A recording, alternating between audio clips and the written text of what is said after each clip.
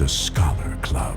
Thank you for standing in the breach with us and helping to bring God's word to the world.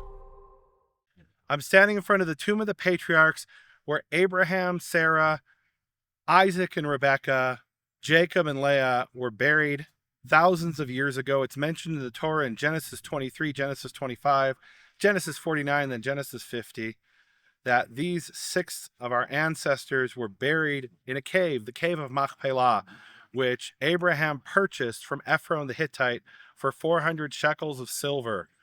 And this, on top of the cave, we have this building. This building was built 2,000 years ago by Herod the Great.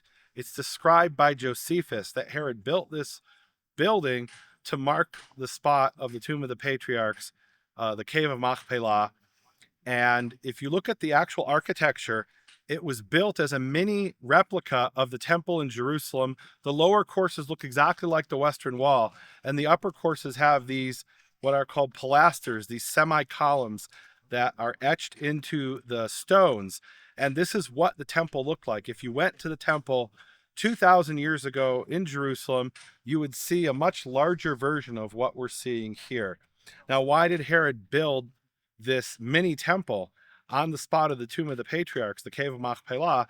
Probably because there were Jews who were coming here to pray to the ancestors, which is actually a violation of the Torah in Deuteronomy 18. But how do we know this happened? Well, in the Talmud, it describes that this is something that ancient Jews used to do. They would come and they would throw themselves on the tombs of, so they would stretch themselves out on the tomb of Abraham, Isaac, and Jacob and ask for intercession from the patriarchs before God, that the patriarchs, the dead patriarchs, would ask God to help them. And that is absolutely a violation of the Torah. Genesis 18 is Doresh Alamitim, seeking the dead, praying to the dead. It's forbidden. To this day, there are people who come here and they pray to the patriarchs, asking for their intercession. Your word is a lamp to my feet, a light for my path. Help us bring the light to the nations.